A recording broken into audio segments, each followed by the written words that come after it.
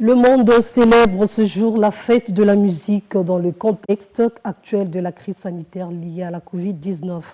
Dans ce journal, vous suivrez la réaction du président du collectif des musiciens chrétiens du Congo sur la célébration de cet événement.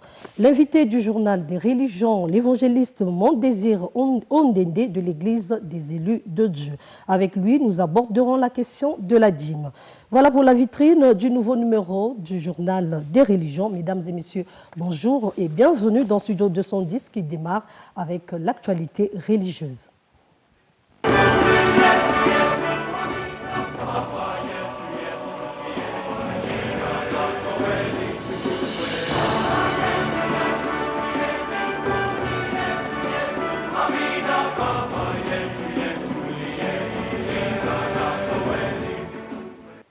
Célébration aujourd'hui, 21 juin, à travers le monde, de la 39e édition de la fête de la musique. Une fête initiée le 21 juin 1982 par Jacques Lang, ministre français de la culture d'alors, dans le but d'encourager les musiciens amateurs à se produire bénévolement dans les rues et espaces publics. Seulement, cette 39e édition est célébrée dans un contexte de crise sanitaire liée au Covid-19. Comment sera célébrée cette fête du côté des musiciens chrétiens? La réponse avec Bob Mapengo, président du collectif des musiciens chrétiens du Congo. Suivez. L'organisation, je peux dire, en temps normal, ça devait émaner du ministère de la Culture parce que n'oublions pas que le 21 juin, c'est une fête internationale même, je dirais, et pour nous en particulier, ça devait être sous la couverture du ministère de la Culture. Donc, nous espérons que pour les quelques jours qui nous restent jusqu'à dimanche, qu'on aura un appel de pied du ministère de la Culture pour pouvoir prendre part à cette fête. Alors au niveau de notre collectif, vu le contexte actuel, c'est vrai que c'est pas évident, mais déjà les rassemblements en grand nombre sont interdits et donc c'est un peu délicat. Donc voilà, nous essayons un peu de voir, peut-être envisager des prestations en live sur les réseaux sociaux. Mais on fera quelque chose et ça sera une surprise parce que c'est la fête et il faut bien prendre part à la fête.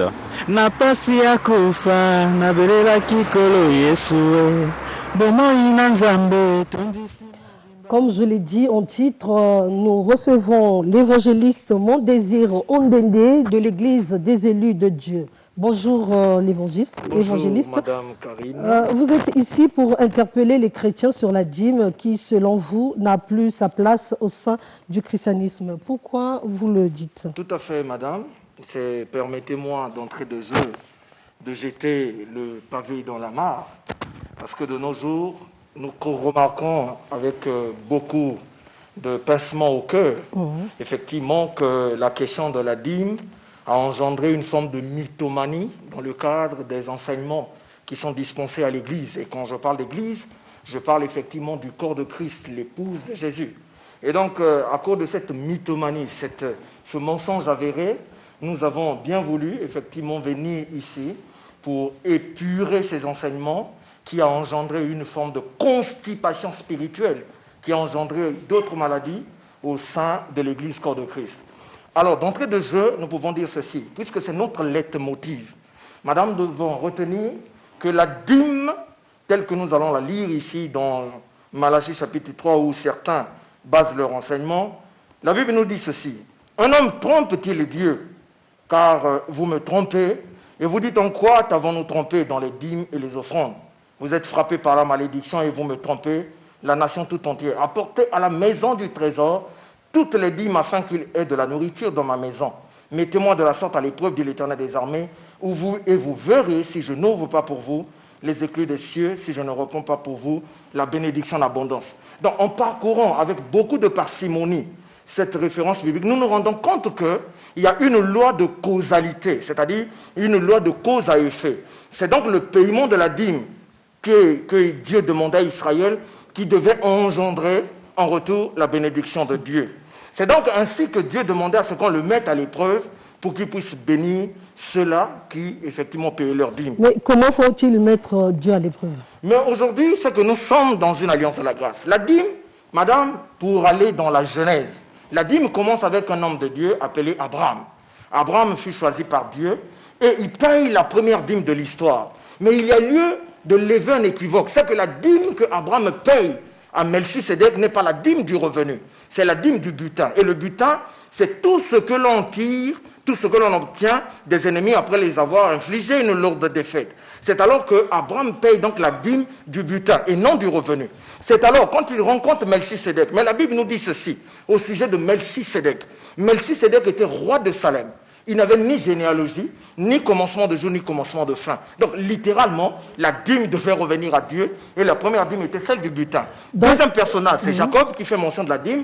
Lorsqu'il fait un vœu à l'Éternel pour dire, si tu me gardes tout au long du voyage que je fais, alors je te donnerai la dîme. Et c'est donc avec l'avènement de la loi mosaïque que la dîme a été légiférée. Légiférée par Dieu, et il y en a plusieurs que nous allons avoir l'occasion de Si je vous comprends très bien, pour aller quand même bien éclaircir le public qui nous regarde. Tout à fait.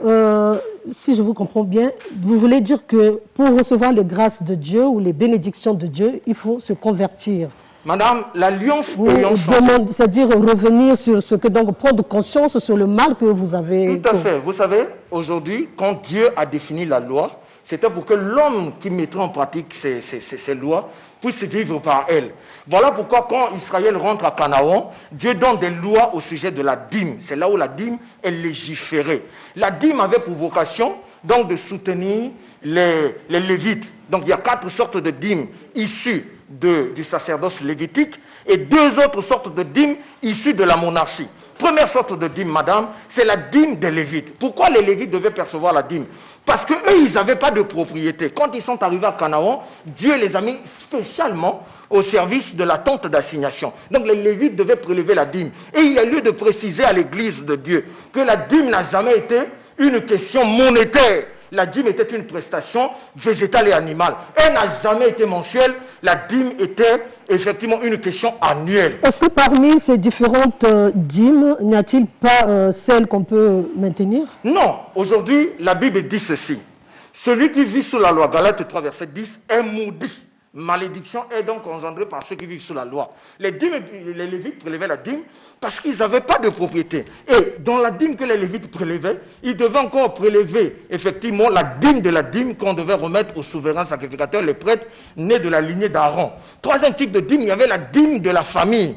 C'est alors que le peuple devait garder une récolte et prélever le 1/10 annuellement pour aller dans un lieu que Dieu a choisi, à savoir Jérusalem, pour manger en famille. Quatrième dîme, la dîme du pauvre, de l'orphelin et de la veuve. Et donc, avec la monarchie, l'avènement de la royauté en Israël, Dieu a imposé 2 sortes de dîmes issues de la monarchie que le roi devait prélever donc sur le peuple, pour ses serviteurs et pour lui-même. Vous n'avez pas cité la dîme de l'orphelin et de la veuve. Est-ce que celle-là, on ne peut pas la maintenir? Madame, aujourd'hui, la Bible dit ceci. L'Église de Jésus-Christ est bâtie sur le fondement des apôtres et des prophètes de Jésus-Christ. Éphésiens chapitre 2, verset 20. Nous bâtissons sur le fondement des apôtres.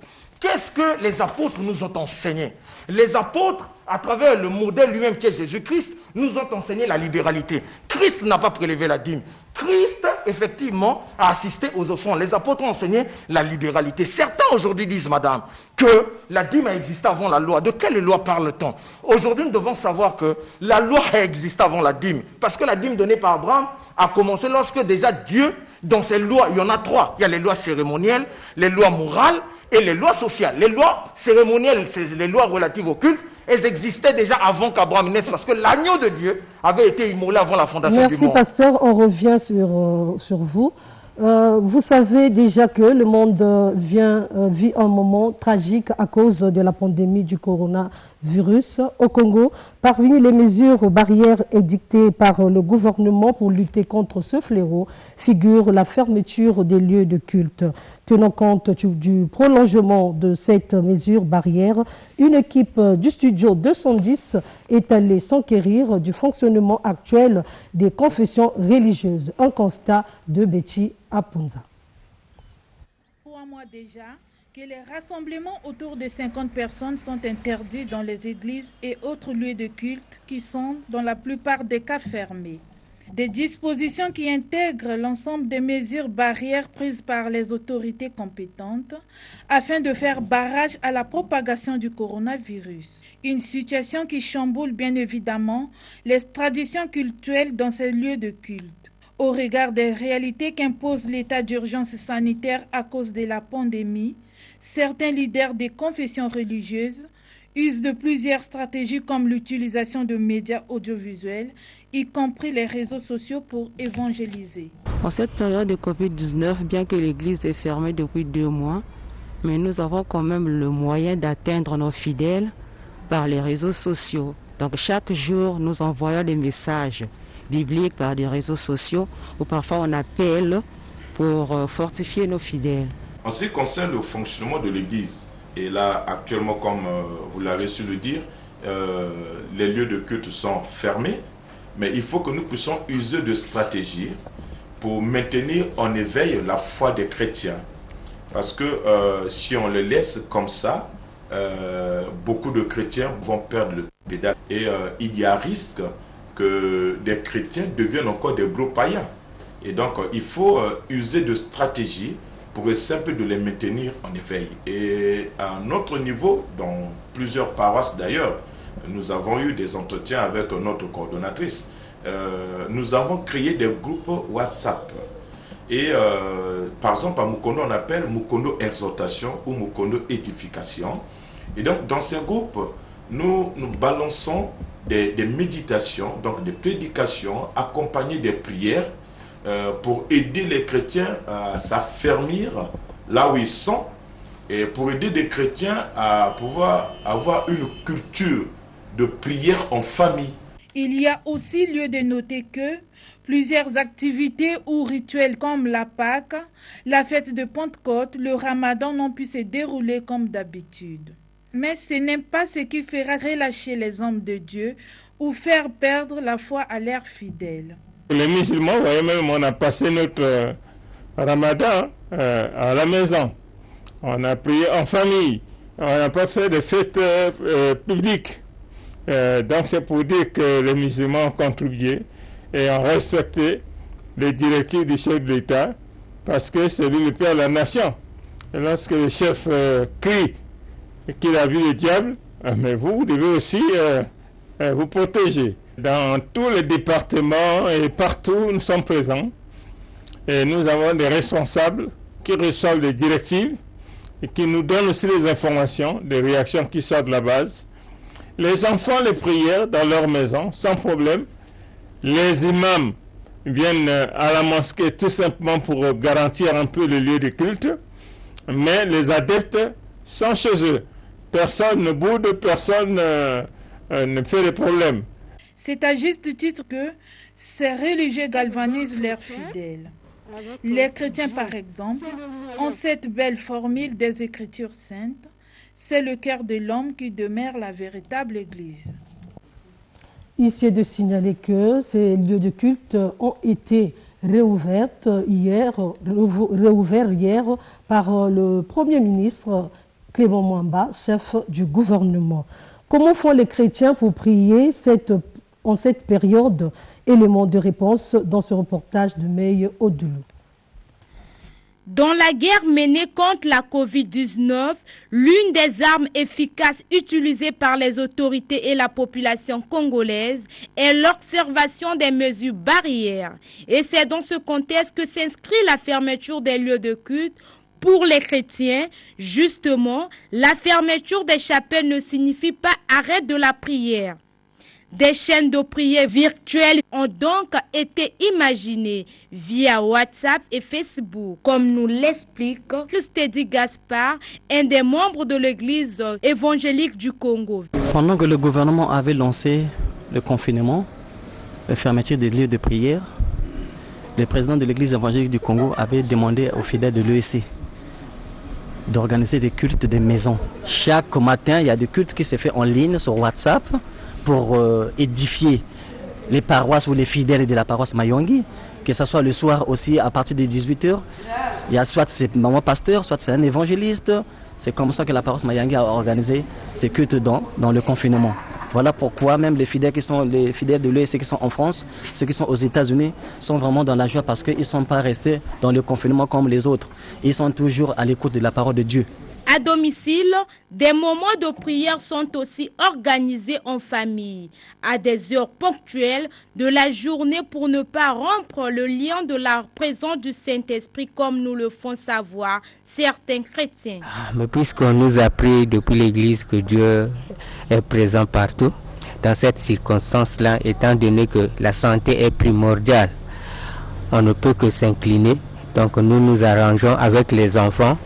Chaque soir, autour de notre table, nous prions notre Dieu. Par rapport à la situation du Covid-19, nous prions à la maison avec les enfants.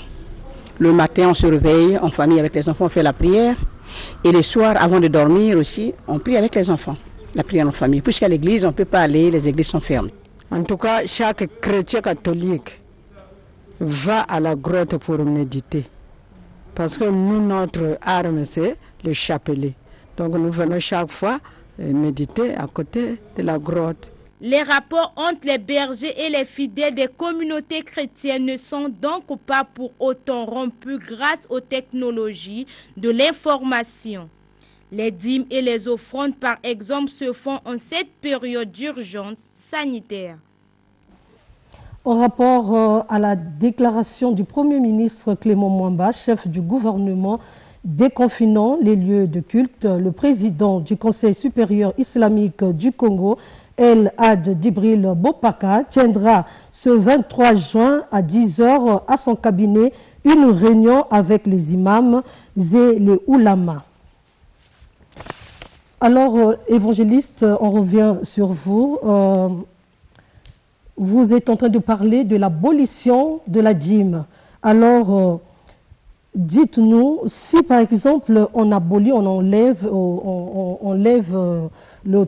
la dîme, comment les églises pourriont-elles fonctionner? Mais madame, l'église apostolique qui a démarré le jour de la Pentecôte, elle a fonctionné. Ce n'était pas avec la dîme imposition, mais il y avait des libéralités, il y avait de la générosité au point où des hommes étaient habités par l'amour sincère, ils étaient capables de vendre leurs propriétés et ils apportaient tout le revenu, tout le salaire pour le déposer au pied des apôtres. C'est ce qui a été le cas. Même Simon, qui est lévite aussi, a compris que l'alliance avait changé. Il a porté effectivement le revenu de sa production. Donc aujourd'hui, la Bible dit ceci. L'alliance ayant changé, effectivement, donc l'alliance ayant changé, nous sommes passés de la loi à la grâce. La grâce, c'est que nous ne méritons plus les bénédictions de Dieu, madame. Parce que la dîme était comme je vous ai dit, la relation de cause à effet. Quand on donne, on est béni. Or, aujourd'hui, nous recevons la bénédiction de Dieu par grâce. La Bible dit que nous sommes sauvés par la foi au moyen de la grâce. Et Christ, donc, a accompli la loi. Parce qu'il a dit, je ne suis pas venu abolir la loi, mais pour l'accomplir. En Jésus, Jésus a tout accompli. Pourquoi les Lévites ne payaient pas la dîme? Parce que Paul a la révélation de dire qu'ils l'ont payé quand ils étaient dans le sein d'Abraham. Ils n'étaient pas encore nés Lévi, mais il a payé. Mais nous aussi, l'Église, nous étions dans le sein de Jésus à la croix. Voilà pourquoi il fallait qu'on perce sa côte. Le sang et l'eau est sorti pour dire que l'Église participait effectivement à la douleur. Et donc Christ, étant notre dîme, a tout accompli sur la croix. Pour une question qu'on pratique la loi. Donc si les gens ont raté leur vie, ils n'ont pas besoin de venir entourlouper l'église en se faisant des poches. Ces dîmes qui sont en train d'imposer au peuple de Dieu va dans leurs poches. Ça ne va même pas soutenir les orphelins, les pauvres.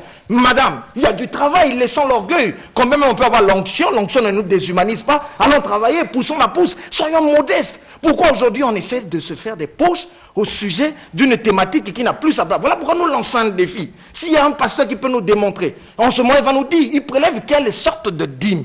C'est en tenant compte de quel sacerdoce. Nous sommes dans le sacerdoce royal. Nous les fils, nous sommes exemptés de cette imposition, de cette contrainte. L'église fonctionne par la libéralité, madame. Que chacun donne librement, 2 Corinthiens 9, verset 7, comme il a reçu dans son cœur, sans contrainte. La dîme, c'est une contrainte. Que vous ne le voulez pas, il faut la payer un dixième. Merci l'évangéliste. Voilà. Vos contacts. Bon, mais nous sommes l'église des élus de Dieu, dont je suis le responsable ici à Brazzaville. Nous avons effectivement des locaux à Pointe-Noire, dirigés par le pasteur Landry Atouka. Et nous sommes l'église de Brazzaville. Vous pouvez nous joindre au 06 821 59 47, je répète, 06 821 59 47, le 04 002 64 16. Si vous nous joignez, vous essayez de nous appeler, on est disponible à vous recevoir et un des collaborateurs, Josué Kwandia, va recevoir vos appels pour vous orienter. Donc, madame, pour terminer en apothéose, nous répondons à la question, peut-on lever la dîme de nos jours? Au regard des arguments bibliques, on ne peut plus lever la dîme de nos jours. Merci, à qui de venir dire le contraire. Merci, évangéliste. C'est la fin du journal des religions. Bonne suite du programme du studio 210 avec Marina Boisson.